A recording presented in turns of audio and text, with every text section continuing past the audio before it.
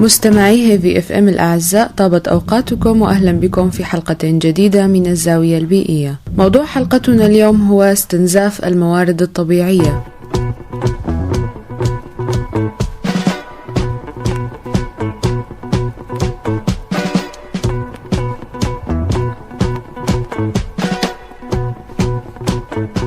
من نتائج السعي إلى إشباع مختلف الحاجات البشرية مع الزيادة السريعة في السكان أن تزايدت الضغوط على البيئة باستنزاف مواردها، وبالتالي بدأ الإنسان يعاني من الآثار المباشرة وغير المباشرة. مستمعينا الأكارم، سنبدأ باستنزاف التربة الزراعية وأسبابها. إننا الآن نعرض التربة الزراعية للاستهلاك للأسباب التالية. أولا، زراعة محصول واحد على نفس التربة يتكرر لسنوات متتالية، أي فوائد مؤقتة، مما يؤدي لإنهاك التربة وافتقارها إلى بعض العناصر الغذائية. ثانيا، استبدال الأسمدة العضوية بالأسمدة الكيميائية. الأسمدة العضوية التي كانت تنشط عمل الكائنات الحية الدقيقة التي تكسب التربة خصائص فيزيائية مرغوبة وتدخل في سلاسل الغذاء. أما الأسمدة الكيميائية فتؤدي إلى تدهور التربة وجعلها أكثر تعرضا للانجراف. ثالثا، الإفراط في استخدام المبيدات الحشرية والفطرية أدى إلى القضاء على حشرات نافعة كانت تتغذى على أخرى ضارة، والقضاء على الديدان التي تسبب تهوية التربة وفقدان البكتيريا العقدية لمميزاتها الشكلية والوظيفية، حيث كانت تقوم بتثبيت النيتروجين الجوي وتحويله إلى مركبات نيتروجينية في التربة.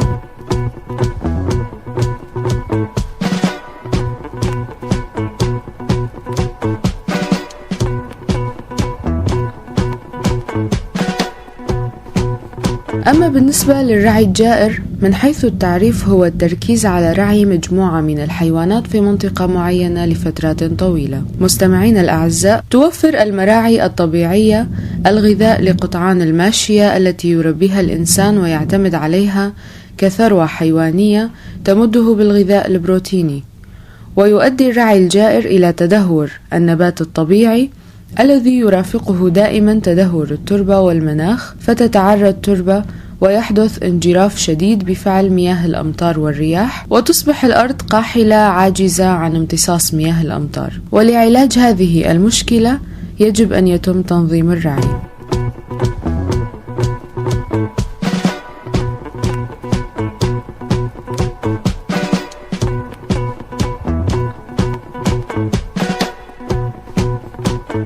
مستمعين الأكارم، أما فيما يتعلق باستنزاف المعادن أي الموارد الغير متجددة، يستخدم الإنسان ما تحويه القشرة الأرضية من كنوز معدنية، ولكن مع زيادة السكان وتقدم التكنولوجيا أصبح نصيب الفرد منها يزداد بسرعة هائلة، ولذلك يجب أولا إيجاد بدائل للمعادن. ثانيا، إعادة استخدام المعادن عن طريق صهرها وإعادة تشكيلها. وأيضا يقوم الإنسان باستنزاف الوقود الأحفوري من فحم، بترول وغاز طبيعي. والحل هو توليد الطاقة من الوقود النووي، المساقط المائية، طاقة الشمس، الرياح، المد والجزر وغيرها، وأنسبها لسوريا الطاقة الشمسية والرياح، لأن كلاهما تقريبا متوافر طوال العام. وكملاحظة، استخدام طاقة الوقود النووي محدودة نظرا لمخاطرها وتكاليفها المرتفعة.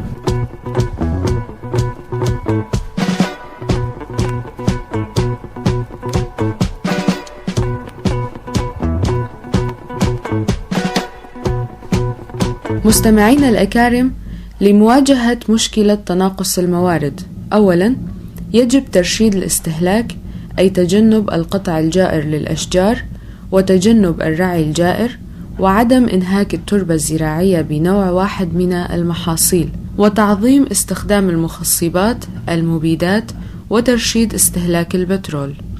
ثانيا، استخدام البدائل مثل استخدام الفحم، وذلك لتوفره بكميات كبيرة، وأيضا استخدام الطاقة الشمسية بدلا من البترول والغاز الطبيعي. ثالثا، إعادة تدوير المواد مثل معالجة الماء المستعمل، صهر المعادن المصنوعة، وإعادة تشكيلها كهياكل السيارات البالية والخردة، وأيضا معالجة الزيوت المستخدمة وإعادة استغلالها. رابعا وأخيرا، تحويل المخلفات إلى موارد، وكمثال تحويل المواد العضوية التي تشكل 75% من القمامة إلى سماد عضوي، وأيضا تحويل مخلفات الحيوان إلى غاز الميثان المستخدم كوقود، وكذلك تحويل مخلفات الزراعة لصناعة الورق أو العلف.